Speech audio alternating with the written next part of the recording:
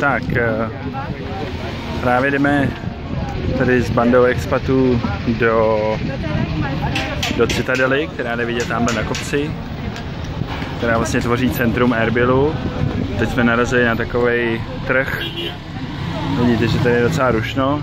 Ne tolik lidí, protože je asi 2 odpoledne a furt je docela vedro. Ale jakoby provoz a obchodníci, tady je semáčilek světu.